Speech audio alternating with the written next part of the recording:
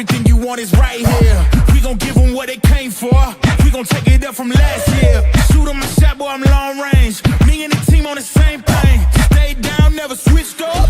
Only thing changed was the game. I'm in the zone now. Nothing can change what we on now. When I pull up, know it's going down. Foot on the gas, ain't no slowing down.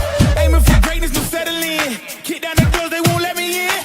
Taking no L's, yeah, I gotta win. Watch me kick down the doors, they won't let me in. Who running the game now? Foot on the gas, can slow down. No, my team, we holding it down. We know we running it now. Watch the game change. Watch the game change. Watch the game change. Watch the game change. Welcome to a mid-afternoon stream of the It's Cavalier podcast.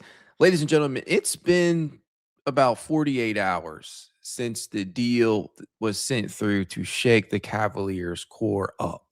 It's been about 24 since the trade deadline has passed. And now that the dust has settled, now that we have all had time to kind of wrap our minds around the future for this team and the direction that they have apparently decided to head in, I think it's time to try and put emotion aside, which is very, very hard for this fan base. It's hard for me at times in particular. It's just part of being a fan of anything sports related. It's hard to take the emotion out of it because sports is escapism for most of us. If you're not a professional athlete, if you're not somebody that is legitimately making money as a professional athlete or in this spectrum, it's mostly emotion based as a fan, and it's an escape for us. And so putting all of that aside, trying to separate that from the logical standpoint of why the Cavaliers made some of the moves that they made, I've had some time to reflect. I hope you all have too. I hope you are entering this new era of Cavaliers basketball with an open mind, because I am still a little distraught at the way that things went down. Still a little like confused about some of the decisions that were made. But at the end of the day, I am a Cleveland Cavaliers fan first, as are most of you, I would assume. And I legitimately look forward to the potential that this new look Cavaliers team could have. So when you really want to dive into the specifics here, right, this boils down to a number of moves that were made. Right up at the top, obviously, is the world-breaking move in Cleveland. It was very divisive. James Harden for Darius Garland and draft capital, right? Not much, but the Cavaliers did surrender picks, or a pick rather, in the trade to bring in James Harden. The timeline here has come full circle. There is no two branching timelines. There is no, okay, we're going to see what we can do post potentially Donovan Mitchell and building around Evan Mobley. There is no, okay, we're going to fully commit to the core four. It is essentially, this is Donovan Mitchell's time.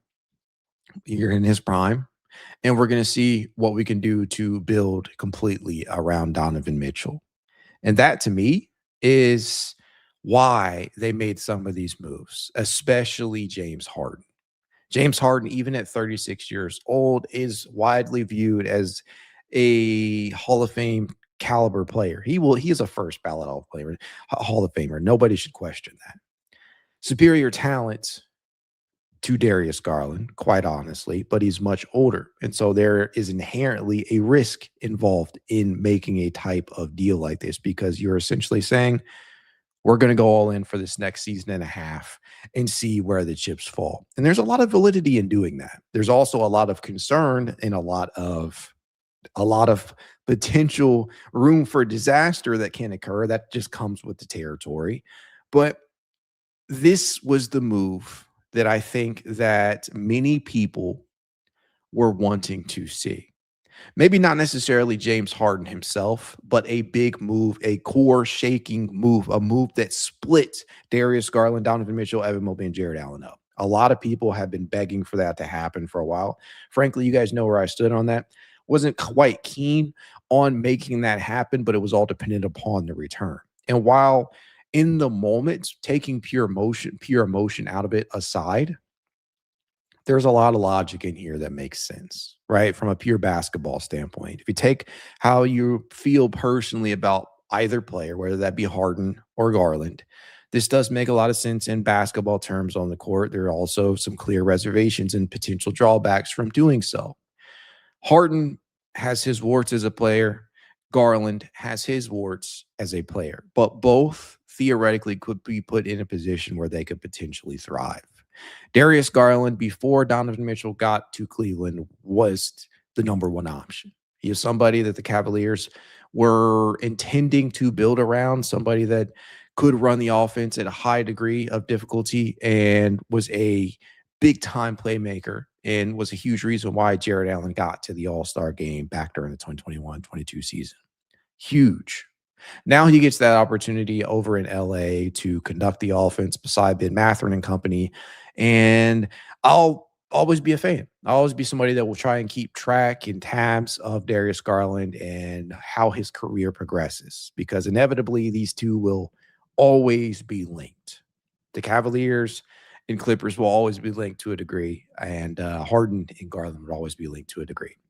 So for all intents and purposes, I'm going to try and do my best to look forward rather than look back is what I'm trying to say.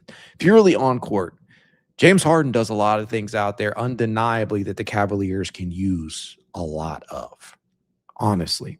A couple of things in particular, and I am going to be releasing a video breakdown on what specifically James Harden brings to the table, piece by piece, highlighting some of his biggest characteristics, but just to kind of give a synopsis of that.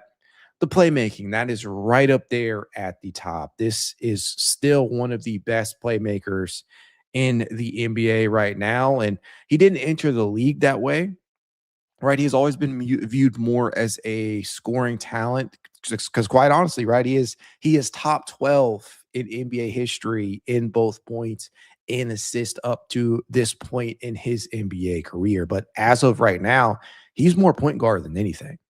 He's played more point guard than shooting guard over the last half decade of seasons, right? He has logged no fewer than 72% of his minutes at the point since the start of the 2019-20 season, with very good returns from a statistical standpoint when he does. So as a facilitator, this is going to really benefit a number of players on the Cavaliers roster. Everybody knows that Jarrett Allen is going to really benefit from the presence of one James Harden due to the ability to consistently put pressure on the rim and deliver the basketball to the bigs, whether that be over the top, a lob, whether that be in the pick and roll or dribble handoff games, or in transition. James Harden is fully capable of making all passes on the basketball court, and he specifically has been great at elevating the careers of bigs, whether that be most recently Ivica Zubac, who is now on his way to Indiana to suit up alongside Tyrese Halliburton eventually when he comes back, Pascal Siakam and company, and that's probably going to be a good fit over there. So credit to LA for shipping off that piece, I suppose, and trying to initiate this rebuild, this mini rebuild. I don't know what's going to happen with Kawhi, but point stands. James Harden elevated the career of Big Zoo, and he is poised to take on the spot that Indiana really needed reassurance in their front court, sans Miles Turner. And so you've seen it in the past with guys like Clint Capella, too, who was a roster or rotational mainstay with the Houston Rockets for so many years due to James Harden's ability to get him the rock. I mean, these are centers and power forwards at times that rely heavily upon others to create for them. As much as I love Jarrett Allen as a player, he is still heavily dependent on others to get him involved in the flow of the offense. A lot of that is out of the backcourt, more specifically the floor general, the point guard of the offense. You need somebody there at all times that is capable of delivering the ball just where Jarrett Allen needs it and to put him in the specific positions that he excels at. J.A. has shown the ability at times to hit from the mid-range area. He has a decent floater. There are opportunities for him as a as a three-point shooter at times, though the volume will never be there. You've seen him take the occasional three from time to time. But what I'm trying to say here is that he'll always likely be a player that is dependent on somebody else to get him the ball. And that's just the case. And with James Harden in particular, he excels at this. So that's huge point of emphasis with James Harden coming to town, because he's probably seen as an even higher level playmaker than Darius Garland was. So that's number one, the facilitation, the point guard play. And I think that's a huge point of emphasis. Number two, isolation scoring. Everybody knows this. You don't need me to tell you this. James Harden is one of the most gifted one-on-one scorers in NBA history and demands quite often the attention of the opposing team's best perimeter defender. Now, this does not require a deep dive. He's been cooking folks off the dribble for well over a decade and a half. Let's just put it that way. His one-on-one metrics are some of the best that you probably will ever see over the course of NBA history.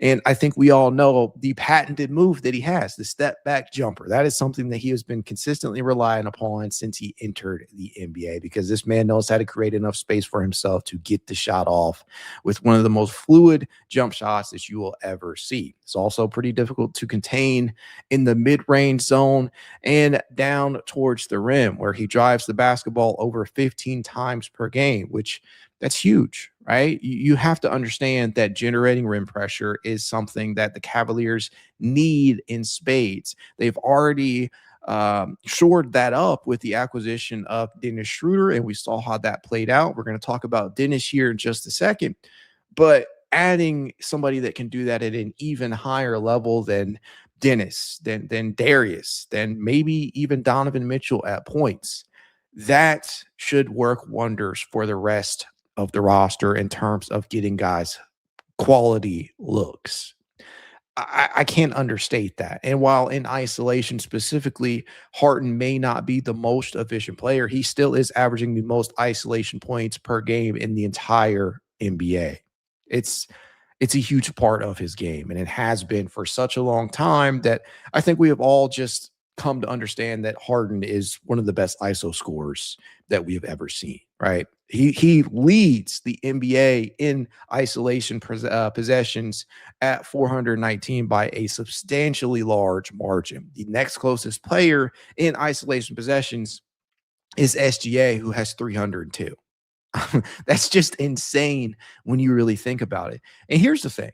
Here's the thing that I think that when you're talking about isolation, because Harden has not had his most efficient season this year, the thing to take into consideration here is shot quality. We can talk about the inefficiency this year, as Harden has completed just 38.2% of his field goals in isolation. But such a large part of that is the shot quality actually good? Is he actually being allowed to take good quality shots? And the case is, no, he has rarely gotten those with LA. B-Ball Index actually tracks this team, or actually tracks this this specific category to within the second percentile, which is absolutely horrific.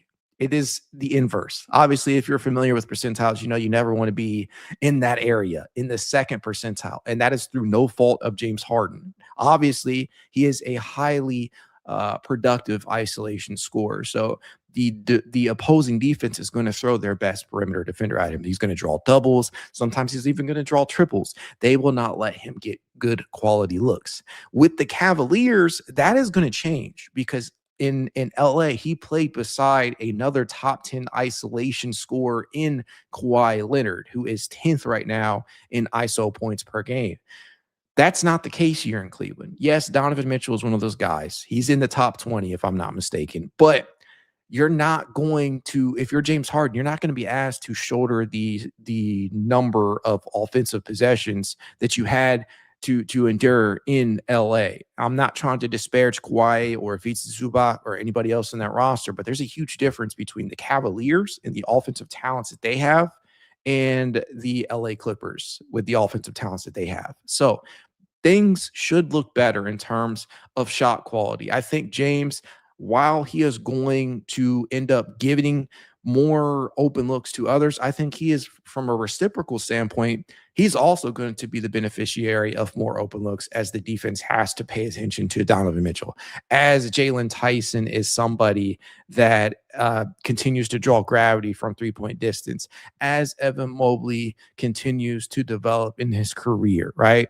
And on and on and on and on. And so the Cavaliers have more firepower, in my opinion, than LA had. And I think that's going to help James. I think this is something that has the potential to benefit both sides here. Something that goes right in line with this: foul calls, drawing fouls. Everybody that has watched one game that James Harden has appeared in throughout his entire 16-year career up to this point understands. Well, he's been in the league longer than that. It just feels, I think he's been in the league 16 years. He came in during the 2009 2010 season, his rookie year over in OKC. So yeah, it's been about 16 years now, 16 seasons. James in particular, if you have watched even one game of his, you will come to understand that one of the most annoying qualities that he brings to the table is the ability to draw fouls. Ladies and gentlemen, this dude has what we refer to as a superstar whistle. It's annoying as hell to be on the wrong side of, but it's one of those things that you love to have on your own team, right? I'm going to throw a couple of stats your way to try and contextualize this. James Harden this season alone is currently averaging 8.5 free throw attempts per game, which is the 6th most in the NBA. He is extremely efficient at knocking them down at that. The only players who have knocked them down at a higher clip among players who have attempted at least 5 per game are Steph and Kawhi. Let that sink in. His teammate in Kawhi, obviously, but Steph too, two giants of the game. The next closest Cavalier in this specific category is Donovan Mitchell at 5.9 free throw attempts per game. To take it a step further, the last time a Cavalier finished in the top 10 in this area was unsurprisingly LeBron, who averaged 7.7 per game during the 2014-2015 season. James was in the top 15 in each of his 4 seasons here during his second stint in Cleveland, but he didn't crack the top 10, right? And he cracked the top 10, I think maybe, just maybe once, and that's crazy to me. During his second stint in Cleveland. And fun fact, I have to throw this in here because my guy too. Colin Sexton actually came close during the 2020-21 campaign with 6.4 per game, which was 14th that season. Just a little bit of trivia there. Harden is within the 91st percentile in shooting foul percentage at 17.4%, in the 95th percentile in fouls drawn per 75 possessions, and the 85th percentile in floor foul percentage at 2%. Again, this is the type of shit you want to see on your team, but you hate to play against. We already know, like, people like SGA and Jalen Brunson and James Harden. There's a lot. Luka. There's so many different players out there that Tyrese Maxey, I think, another person that has this this labeling of foul baiters, right? You hate. And that is so convoluted at times, too. It's so much more than goes into it than just getting the whistle. If anything else, you have to give guys like SGA, who is incredibly efficient when driving the basketball and knocking down shots off of drives. Part of this is that they drive substantially more than the average NBA player, than the average ball handler. And so, yeah, they're by definition of that going to pick up more foul calls. And since James drives 15 plus times per game, he's going to draw a lot of calls, and he has earned the benefit of the doubt with the refs. Even if you don't agree with the foul calls, he's going to earn that. And as I mentioned, while it's annoying if you're playing against him, it's kind of shit you love to see if you are a Cleveland Cavaliers team that has routinely struggled in this area to generate foul calls. It's not something that has always been consistent with Donovan Mitchell, even though he deserves more calls than he gets. Darius Garland really didn't have a whistle. Evan Mobley doesn't really have one either. But this is the game in the world that we live in today, right? You have to be able to manipulate. And James Harden is one of the best at doing that. So that's something that you have to take into consideration in terms of what he brings to the table. Defensively, James Harden will never be viewed as a stopper at the point of attack, but the man's length, because he is much taller than Darius Garland, obviously, standing at 6'5" per B-Ball Index and Basketball Reference and many other sites. This is a guy who will rack up deflections, 2 per game this season so far, which would be 7th on the roster right now. He knows how to play the passing lanes, knows how to funnel at times the ball handler into the interior. And I think these are things that can work out to the Cavaliers' benefit, as he has a better backline of defense in Evan Mobley and Jarrett Allen. Maybe he becomes even more comfortable gambling on defense and trying to go out there for those deflections and steals. But to me, from a defensive standpoint, while he is not necessarily great at the point of attack, I think one area where he does kind of impact the game on that end is as a pickpocket.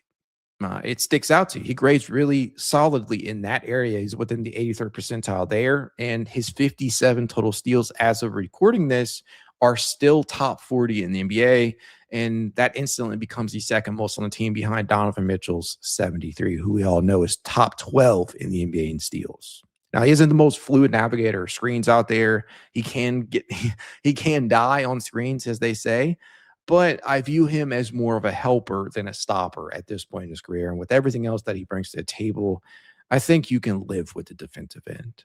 He just has to not be chopped liver. And so the size, the ability to rack up deflections and garner steals, I think that'll make up for his lapses defensively. And since presumably won't have to expend as much energy on the offensive side of the ball, maybe you see more effort on that end too. That's just me speculating. I'm not going to sit up here and say that he's going to be some world beater defensively, because that will never be the case for James, but he can use some of the intangibles at his side, like the size, to help make up for that.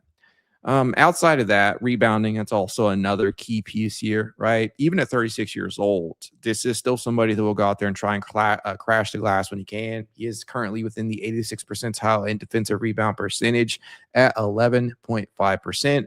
I think that can't not be overstated. That's something that should help the Cavaliers during the playoffs, especially. And I look forward to seeing what that can mean for the rest of the rotation, or at least as in regard to the starting lineup. So there's a lot of reasons here to be excited about James Harden being a Cavalier. There's also a lot of reasons to express some level of reservation in regards to it, as Harden has obviously not won the championship yet. And this is also a player that has garnered the reputation for quitting. And after doing some reflection and looking back at this and just trying to go back and see some of what has been said about his departures, and maybe it is a little overstated. Maybe we're being a little unfair about the quitting of it all, but that's kind of what happens when you bring in the money and the monetary side of it and trying to get paid what you're worth, rather than letting the basketball of it all, play itself out. But I completely understand. This is a Hall of Fame level talent, and he's going to want to be paid what he is. The problem is that each and every time you depart a location, I think that it's going to be viewed as quitting, especially if that situation isn't terrible from a talent perspective. And it is what it is. The gamble here is pretty obvious. You don't need me to beat a dead horse here with that, but I think the potential here is also quite obvious within itself too. Darius Garland was never truly healthy at points during his Cavaliers career. He was never consistently able to give the Cavaliers a postseason showing that left you that left you wanting. That's probably the wrong way to term it. He wasn't necessarily a postseason contributor at a high level. Let me just put it that way. And that's being objective and unbiased. James Harden, while he has had some pretty big time choke jobs, and that's not that is not sugarcoating it at all. He has choked away some really big games. While that has been the case, he's also had some pretty high-level performances out there, and that's more than you can say for Darius right now. Can that change? Obviously, Darius is still very young, and there's still a long runway of career ahead of him. But Harden, by default of Darius not having much postseason success up to this point in his career, gets the W in that respective category. I still wish him the best, but I mean, from a pure longevity standpoint, James Harden has him beaten in that category. And so that's fair to say, in my opinion. I've spent the last 20 or so minutes talking about James, so I can't really necessarily ignore some of these other moves. Let's go right on down the line here. Dennis Schröder. Dennis Schröder, as it says in the graphic on today's show right there, Dennis Schröder's rim pressures. When the Cavaliers made this move, to me, I was excited. I was happy as hell because although I really had a fondness in my heart for DeAndre Hunter, and I still say 100% trading for him was the right move at the right time. I would make that move 10 times over considering what the Cavaliers gave up. Karis LeVert, George Niang, and I think it was, a second-round pick or a swap or something like that. I can't remember the picks. But the point stands. You make that move 100 times out of 100 if you're the Cavaliers front office. It just did not work out. It was a gamble. It was a risk, much like the Cavaliers are taking now, and it did not pay off. Trading for Dennis Schröder and therein Keon Ellis, who we'll talk about in a moment, was the right decision. Maybe not the return that people were hoping for, but purely from a basketball standpoint, it makes a lot of sense. Schröder is the driver of the basketball that the Cavaliers have missed since moving on from Ty Jerome. And Ty has made his season debut recently for the Memphis Grizzlies and has looked pretty damn good, which has made a lot of people really really question Kobe's line of thought in that decision. But there are reasons why they made the decision that they arrived with Ty, and there are reasons why they essentially remedied it with bringing in Dennis Schröder, somebody who will put on a lot of pressure at the rim. 10.1 drives per game before his debut in Cleveland. That instantly before the James Harden trade would have been third on the team, still third on the team because of James and Donovan. But the point stands. Having that consistently off your bench, that's huge. They've missed that since Jerome hasn't been here. Craig Porter Jr. is capable of putting in pressure on the rim, but it's not done consistently enough. And he is not the level of shot creator that Schröder has been throughout the duration of his career. And honestly, he plays very, very underrated at the point of attack. By no means is he a lockdown defender. I don't want to overstate things, but he is still somebody that tries very much on the defensive side of the ball. And that was apparent in his season debut. And yes, there's a level of emotion here for Dennis. I'm sure that his first game in a new town, and he feels really happy about being on what is presumed to be a title contender in the Cavaliers after all these moves. There's an element there that maybe he was trying harder than he usually has this year, but the length, the intensity out there on the defensive end, it was apparent from the first possession on that side of the ball. He racked up 3 steals in his franchise debut. He held his opponents to 3 of 8 from the field, and he forced more turnovers, right? One of them was a travel violation on the opposing ball handler. And I think that that's such an underrated part of what he brings to the table, juxtaposed to what Ty Jerome was incapable of on the defensive side of the ball. Ty lived and died by being a pickpocket and being a menace in the passing lane. Some of the same conversations that we were kind of having about James Harden. Dennis Schröder, on the other hand, will actually muck things up at the point of attack. To me, I think that you have to understand that while that is not the selling point with Dennis, it is still something that you can feel confident in having him out on the floor, not having to hide him defensively like you would for other small guards. It's going to be a wonderful sight. I think truly this could be potentially a godsend of a move for the Cavaliers as in reference to him particularly. And I understand the salary of it all. Like you don't love it, but he was already more impactful in that one game than we probably got, especially from a driving standpoint. He was more impactful in that particular area than we ever got all season long from Lonzo Ball.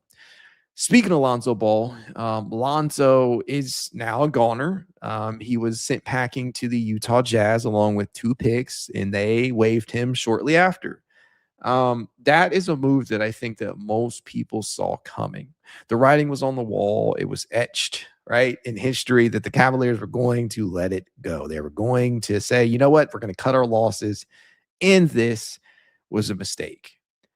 Honestly, I mean, at the time of making that deal, I'll say this one last time. I loved it. I was a huge believer in Lonzo Ball. It sucks. It truly sucks that it did not work out the way that I thought it would. One of the things where you knew that this guy was going to be the next big reclamation project in the NBA, and it just did not turn out that way. The shot was horrific. He failed to drive the basketball often, and you already knew that coming in.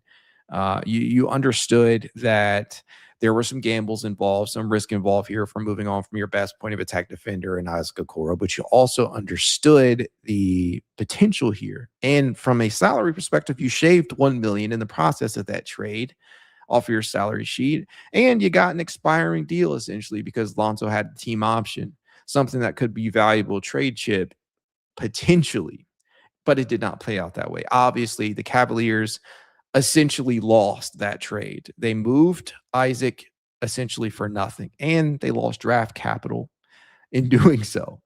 That's about as clear cut and dry as I can be. But in moving Lonzo, what you have done is free up a spot for Nae'Qwan Tomlin, and that right there is worth celebrating within itself, because Nae'Qwan Tomlin is somebody that has been so deserving of having his deal converted to a standardized NBA contract. I think that when you look at success stories in the NBA, because each and every one of these guys essentially is a success story in their own right. All of them worked hard to get here. Yeah, there's concerns of nepotism in the NBA when you talk about the Bronnies of the world, but at the end of the day, most of these guys, if not all of them, are here for a reason, and they deserve to be celebrated. That, at the very least, deserves to be celebrated. But for Nae'Qwan Tomlin in particular, it's such a huge story of success because of the details, right? Guy did not play organized basketball at the high school level. Really learned basketball in a major way in the at Rucker Park in the streets of Harlem and whatnot. It's just such a huge story this year, a feel-good story for Nae'Qwan Tomlin, such a hard worker out there, somebody who personifies energy and heart and hustle. And I know that while the three-point shot is absolutely god-awful right now, absolutely horrific, you can't understate the value of energy guys and hustle guys in the NBA. And Tomlin, even if that three-point shot doesn't start to fall the rest of the season, I think there's going to be some minutes for him to play in the postseason, albeit infrequently, when the Cavaliers need that influx of energy. And I think that is a really impactful thing to have. And converting him is going to be a great thing. Now, something else that I can't necessarily skirt past here before we get to Keon Ellis. Max Strus. The Cavaliers decided to keep Max Strus. There was huge speculation that with the salary that Max Strus currently has, that the Cavaliers may elect to try and get under the second apron by moving that prior to the deadline. Obviously, that did not materialize. Max Strus and his $15.9 million salary for this year and essentially next are here. Max hasn't played all season long. We're well at the halfway point of the season up to this point of recording this, and we don't really know the time frame of Max and when he will return. We're hopeful, but you just don't know which version of the player you're going to get once he does come back. But even at, I would say, 75, 80%, still would be impactful for the Cavaliers. The problem is minutes. You have so many different players that are going to be vying for minutes at 1, 2, and 3. Now, Max is not a point guard. Max is more naturally a 2 than a 3, but Max is traditionally, with the Cavaliers, played more 3 than anything.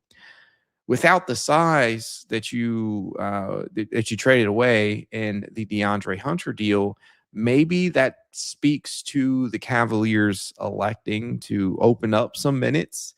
But Keon and Jalen and Dean Wade and Sam Merrill and so many others are going to get minutes at the 3 as well. There's just no shortage of players there that will get minutes. And so even when you drop it down to the two guard position, you have so many different players who are going to be vying for minutes. I mean, after the trades, the Cavaliers have Donovan Mitchell, James Harden, Craig Porter Jr., Dennis Schroeder, Sam Merrill, Max Strus, Jalen Tyson, Tyrese Proctor, and Keon Ellis, who can technically all play 2 to 3. Not all of them will play the 1, right? Well, in the case of Max, you don't want him playing the 1, and not all of them will play the 3, like Dennis or Craig or Donovan at points. The point remains. Yeah, while you have so much in terms of talent on the roster, there are only so many guys who can play, only so many minutes can go around. And so Max at 15.9 million, moving off of that salary, had validity. But from the on-court perspective, having a veteran presence, somebody that does have playoff experience under their belt, especially finals experience, although it didn't go well, that's still valuable. And if the Cavaliers couldn't find somebody to take that salary on and didn't find a deal that was worth making, I completely understand holding on to him and not getting under the second apron. They will be a second apron team for the rest of the season. That means they will have their pick frozen.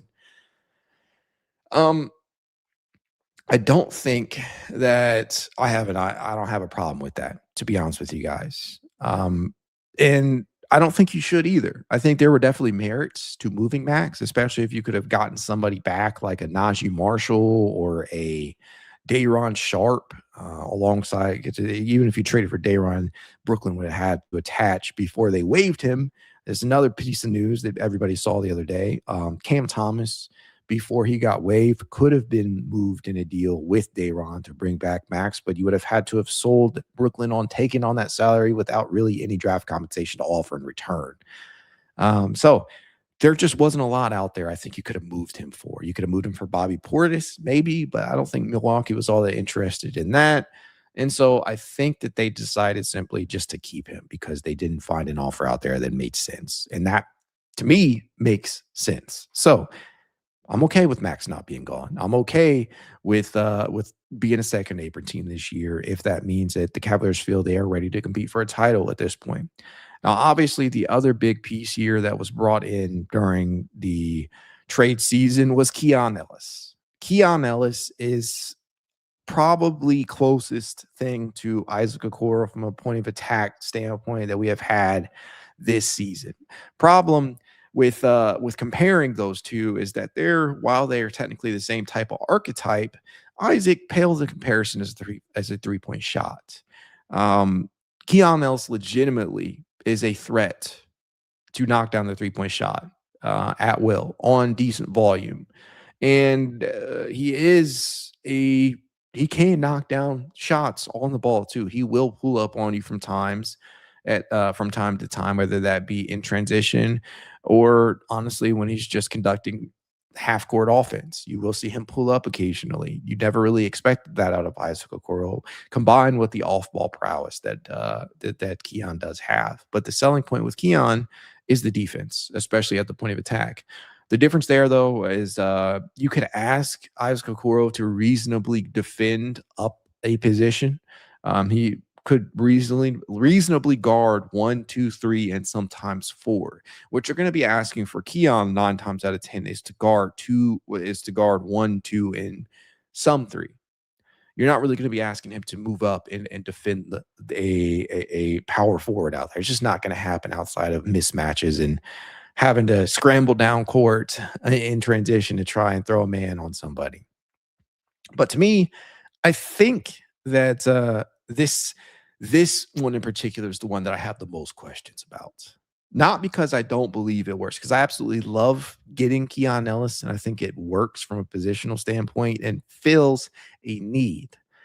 But to me, this is one that I have a lot of questions about, probably the most, because I don't know what the minutes are going to look like. I don't know what the rotations are going to look like. If you go to the Cavaliers' most recent game against the Los Angeles Clippers, Keon Ellis did not enter the game before a number of players. Keon played 18 minutes and 32 seconds of action. A lot of that because this was a blowout.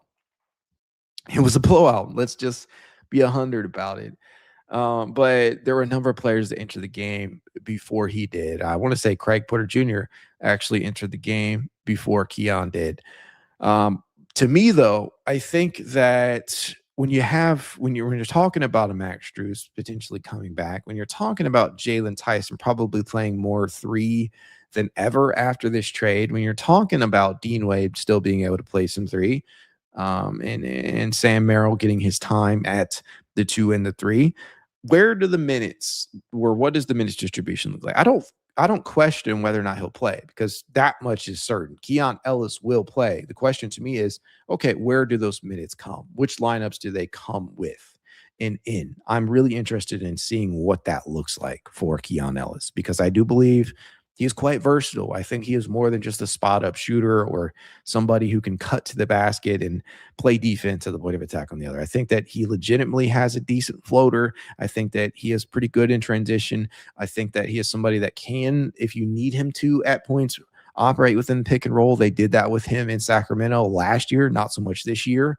But I'm really interested in seeing how Kenny Atkinson utilizes his specific skill sets, because there's a lot there. He's still very young, and he wasn't really being utilized a lot, in a lot of different ways. There wasn't a lot of variety in his usage in Sacramento this season. So hyped for the additions of Schröder, hyped for the addition of Ellis. Really happy about Nae'Qwan Tomlin potentially being converted here soon. And while I feel very cautiously optimistic, that's probably the best way that I can describe it about James Harden.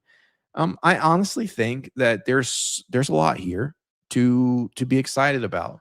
And I'm really questioning, I'm really hopeful that the gamble here pays off. And I hope that you guys are too, because I think that these 3 deals, or rather 2 deals, right? Essentially at this point, because it was 2 deals to acquire 3 players, and you let Lonzo go and you didn't move Max. So you got James, you got Dennis, you got Keon. You saved a whole bunch of money in the process, and a lot of people view that this team got better, and I have no problem with that, because on paper, from a talent perspective, the Cavaliers got a lot better. And that's me taking the emotion of Darius Garland out of it. The Cavaliers did get better, at least for this season, and assuming next. The gamble's obviously pretty obvious, but I think the risk may not outweigh the potential positive. And I guess I can leave it at that.